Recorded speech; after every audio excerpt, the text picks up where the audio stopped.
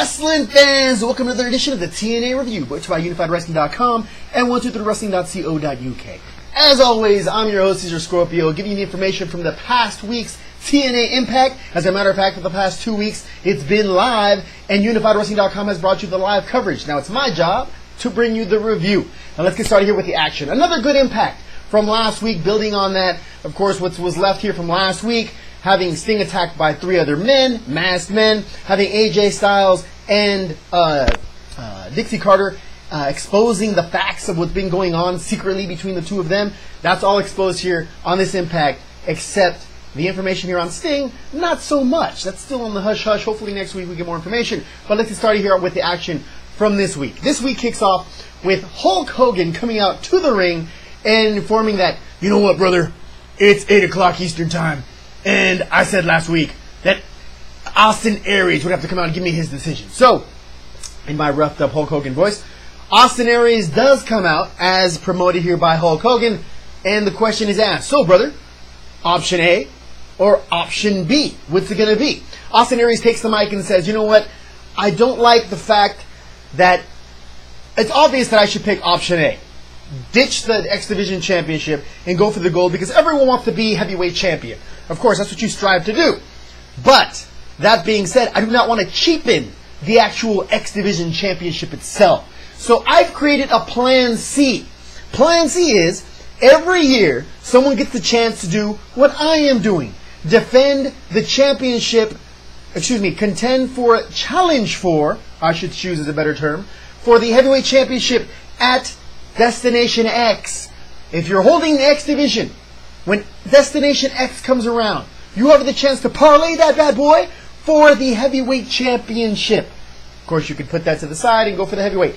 If not, you can defend the X Division championship. What's your pleasure? So that's the Plan C that Austin Aries was talking about. Hulk Hogan says, you know what, brother? As always, you don't cease to amaze. I like Plan C. Let's shake on it. So they shake out Plan C. Plan C it is. He'll go ahead and leave the X Division Championship for greener pastures. But this is something that's going to be an option every year for the X Division Champion, which is something new, something interesting, and I do like it. But someone that does not seem to like it is Bobby Roode. Bobby Roode comes out and says, you know what? Enough of this. Who cares about what you decide to do? You've now decided to match up against me, the heavyweight championship. And in case you haven't noticed, I'm the longest tenured heavyweight championship that TNA has ever known. You might be the X Division, but who cares? That's a paper championship, according to myself, Bobby Roode. So, of course, this builds some more drama, but not before Mr. Anderson comes out to the ring for his challenge. Again, this is open challenge. This is a big, big night for TNA. Open challenge night, gut check, and BFG points being given out. So here comes Mr. Anderson coming out to the ring for his challenge he's about to drop when these guys decide to go at it. We have Bobby Roode and Austin Aries holding nothing back, start attacking each other immediately before security breaks them up, and then here comes Mr. Anderson. So this thing goes into commercial. Already kicking off in a great tempo is Impact Wrestling before it goes off to the first match. Now, we have here the first match is Mr. Anderson calling out one of these boys here, Christopher Daniels, advising that he doesn't like a guy that's picking on another man's family, trying to break up a family. I call out Christopher Daniels. Now, before this match gets underway, TNA brings out the BFG scoring system, which is something I'm going to relay to you guys as well. Now, of course, the Bound for Glory tournament ends with the winner of that being the number 1 contender. Again, the long way to get a number 1 contender for the TNA Championship. But this is the way the point systems goes for BFG. First off, submission victory is the biggest. That is a 10-pointer. Not to mention specialty matches like we had the Battle Royal last week, where James Storm got 20 points for that. Besides that, again, the typical matches here, submission match is worth 10 points. Pinfall is worth 7 points. Count-out victory is worth 5 points. The DQ victory is worth 3 points. The draw is worth 2 points. And the DQ, if you lose a match to DQ, would be negative 10 points. Ouch! Hopefully no one gets that If you do, that pretty much knocks you out of BFG tournament contention whatsoever. So, we get started for the Mr. Anderson versus Christopher Daniels match. This was a pretty interesting match, a pretty good match. It's unfortunate that Christopher Daniels is not getting pushed a little bit more. He's great with the mic. Another Ring of Honor casualty who has not quite gotten the glory I feel he deserves. But, again, not yet to happen. Mr. Anderson puts the beat down on him, hits the mic check, and the victory is his. So Mr. Anderson gets the pinfall, and therefore acquires the 7 points. Once that's over, we go to commercial break, and Brooke Hogan is in the Hogan office with a few of the knockouts, advising on who she's going to announce to be the number one contender for tonight's match versus Miss Tessmacher for the Knockout Championship. She's basically weeding out the riffraff and decides to weed out in the first segment Madison Rayne. Madison Rayne, of course, has been distracted by a particular male wrestler, yet unbeknownst to us as to who that might be. We have our suggestions, but not quite know. And basically she rules her out, advising that she's got more things on her mind besides the Knockout Championship, and she could go ahead and sort that out before she gets a shot at the gold.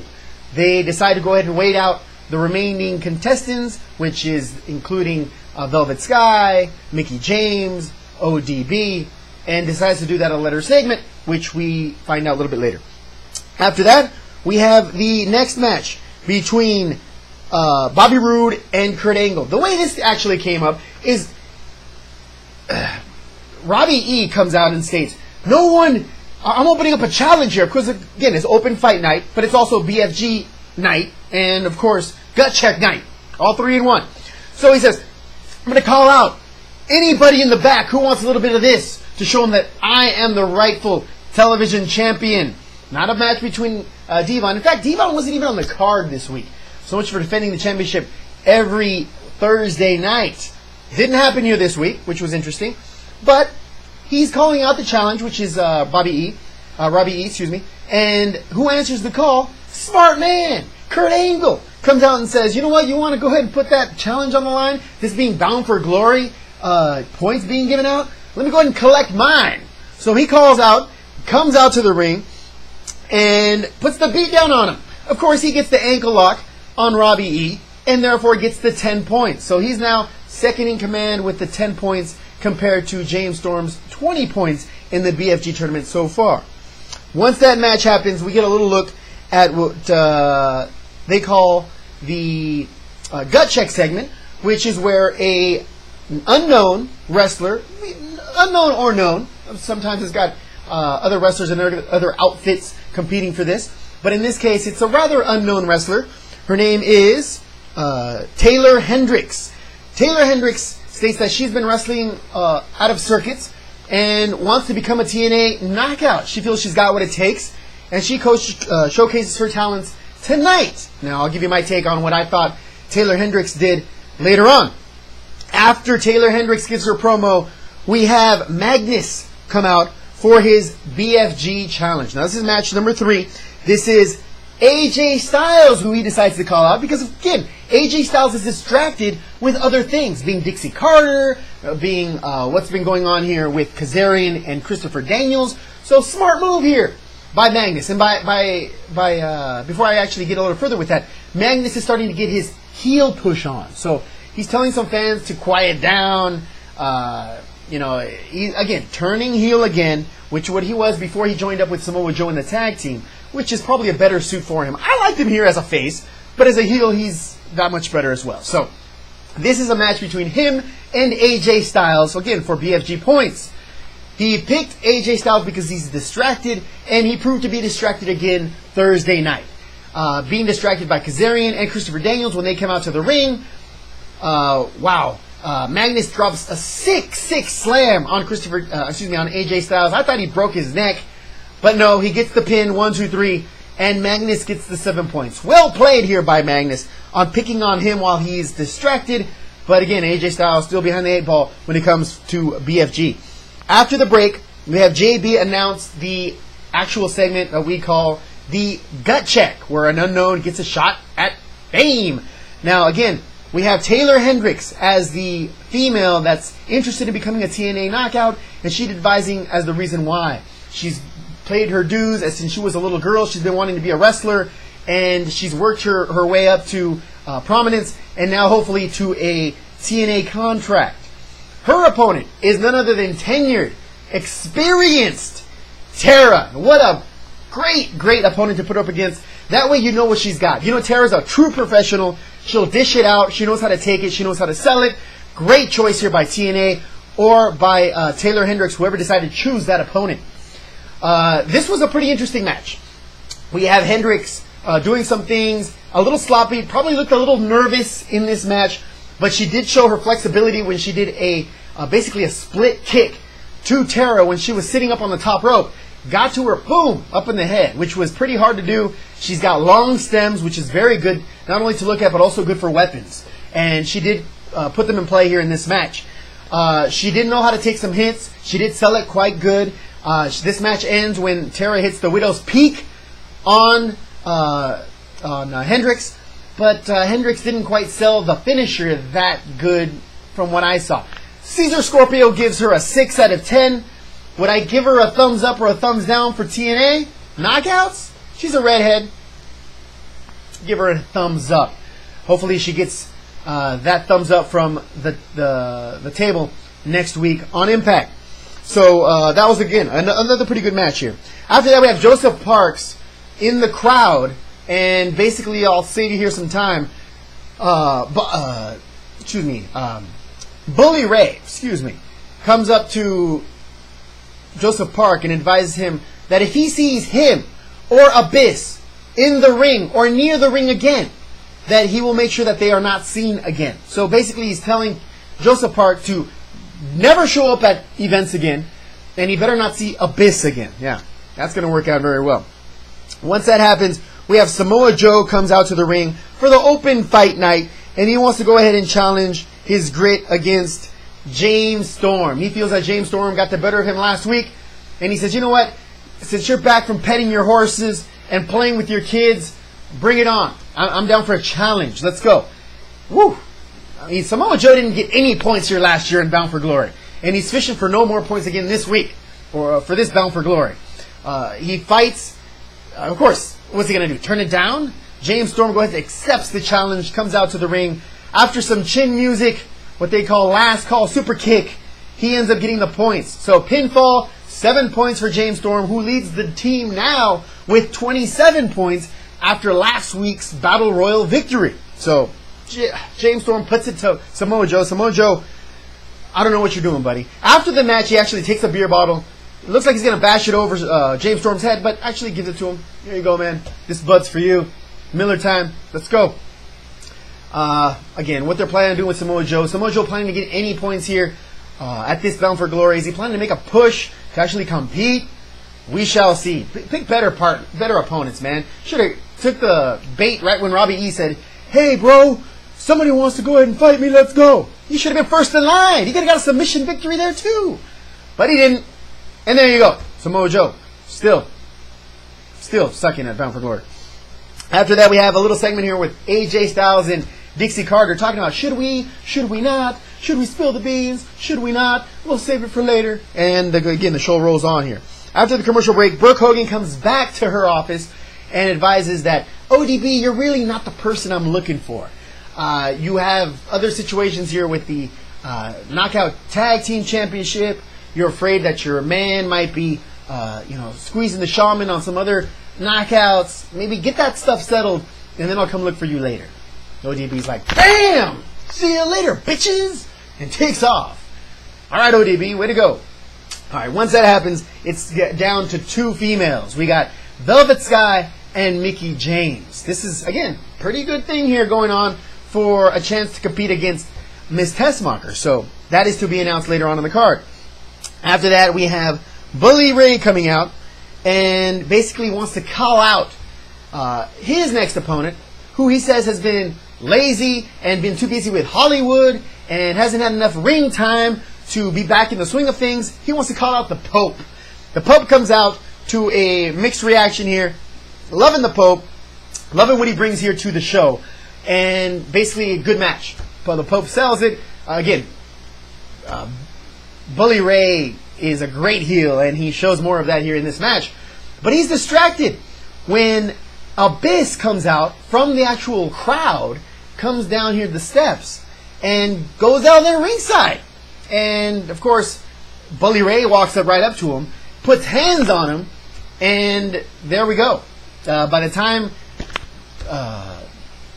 Bully Ray gets back into the ring, he gets surprised here by the Pope and gets pinned 1, 2, 3. So it's a roll-up victory for the Pope. The Pope here with 7 points. So he gets on the board here for BFG. And it's good to see the Pope here getting some push. Normally the Pope doesn't get a whole lot of push for BFG, but hey, he's got some points early. So he'll take it, of course. All right. After that, we have the situation here where Mickie James and Velvet Sky are still to be announced as to who's going to get the actual green light to proceed with the Miss Tessmacher Championship match. That is to be announced a little bit later. And we also have the little preview of the video that was shot with country band here, Montgomery Gentry, on also UnifiedWrestling.com. It's available to watch there, besides the fact that it's available on TNA Wrestling, IMPACTWrestling.com. So they show a little bit of this video. The full video could actually be seen, like I mentioned here, on YouTube or by going to UnifiedWrestling.com. It's probably the 3rd or 4th story down. Check it out. Very nice video here. It's basically of a day in the life is what the song is called, the video is called, and it's basically a day of the life of a knockout. This being the case for Velvet Sky. Very good video. Like the way it's seen. Shows her with her family, shows her in the ring, shows her what she does before and after matches. Good video. Great appeal to the wrestling fans, which is a vast majority of us, and very interesting video. I like watching it. I'm saving it as one of my favorites. All right. Once that happens here, we have the actual decision. Since Velvet Sky got the green light to make this video, Brooke Hogan decides to give the green light to Mickie James for this knockout championship match. So this match happens. Miss Tessmacher versus Mickie James. Mickie James is doing what Mickie James does. This match is very good, actually. A really good knockout match. Pace is great. Moves are great. Miss Tessmacher is selling good moves. She's light, so of course Mickie James gets some moves hit on her, and it's a good match all in all. This thing ends here when Mickie James is about to hit the famous Dennison's DDT, and no, it is reversed by Miss Tessmacher. So Miss Tessmacher gets the victory, the pinfall 1, 2, 3, and Mickie James can't believe it. She's like, what just happened?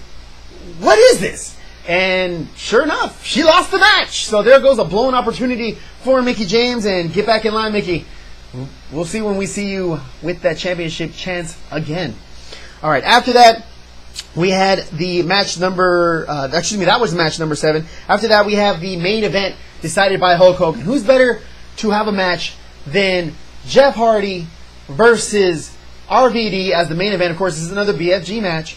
And let's see what happens in this match. This match is a great match. We have RVD, a guy that's proven to be a great wrestler here, technical in the ring. Not so much with the mic, but great here in the ring against the Enigma, Jeff Hardy. So Jeff Hardy and RVD, great match.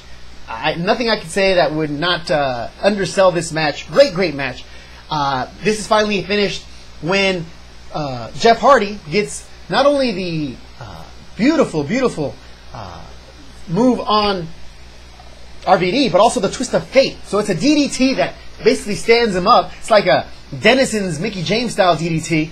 And then goes ahead and hits the twist of fate, which was another sick twist of fate. Looks like he knocked his neck off on the twist of fate. Probably a little bit of botch, but the botchery was played well here by RVD. So again, 7 points there for Jeff Hardy, and that is the main event. So after that, we have what everyone's been waiting for. Well, a lot of you have been waiting for. The truth to be spilled here between AJ Styles and Dixie Carter. So they both come out here to the ring. Dixie Carter starts to mumble, stating that she's got to announce what's going to be announced. She doesn't want to. AJ Styles says, we don't have to do this. Stop right now. Let's not do this. This doesn't have to happen. Let's go. Let's take off. So they're leaving the ring. They're actually going on their way back to the actual locker room and be done with this. But an unknown female comes from the locker room and starts making her way to the ring before they can exit the ropes. A lot of people are having mixed reactions to this female coming out to the ring, and who's to blame them? I didn't have any idea who she was. Her name was Claire Lynch, according to what she said when she grabbed the mic. And she is an addict that AJ Styles and Dixie Carter have been assisting to ditch the habit, as she put it here, in recent weeks. Now, the videos that you've seen are videos of them hugging her. The phone calls, the pictures are all having to do with her. So this is something that basically takes AJ Styles and Dixie Carter off the hook. I was wondering why I hadn't seen Surge in any more of these impacts. But guess she told Surge what was going on, and nobody else. Thanks, Dixie. Anyway, appears that that's the situation. So, of course, Kazarian and Christopher Daniels will have none of it. They're saying, no, what's going on? Let's stop this right now. Let's run out. So they bolt out to the ring and start trying to put the beat down on AJ Styles. AJ Styles defends himself, takes out Frankie Kazarian first, and then starts beating down on Christopher Daniels. This is the way the actual show ends. So no information here on who the assailants were that attacked Sting. No Sting appearance, no Devon Championship defense. But all in all, it was a good Impact Wrestling show. So hopefully you guys enjoyed it. I did enjoy the show. Hopefully you did as well. Just to mention it again, that we will have an actual podcast of CMLL Lucha Libre, the very first podcast for UnifiedWrestling.com. This is going to be a podcast we will go ahead and promote on Unified Wrestling, so stay tuned for that. This will be Saturday night at 4 p.m. Pacific time. Don't miss it. If you watch CMLL and want to see it live but don't know what's going on, don't understand the language, do not fret. Caesar Scorpio will go ahead and give play-by-play, followed with Invincible E. Vincent on the actual coverage. Michael Cole and Booker T, Mike Tenay and Taz, Caesar Scorpio, and Invincible E. Vincent. That's right. Anyway, CMLL this Saturday. Tune it into Galavisión, wherever your network carries that channel, and watch it. Tune into the podcast. Listen to it, both at the same time. You'll know who and what is going on in the Spanish best lucha libre in the world. For myself, Caesar Scorpio, thank you very much for watching. See you guys next week.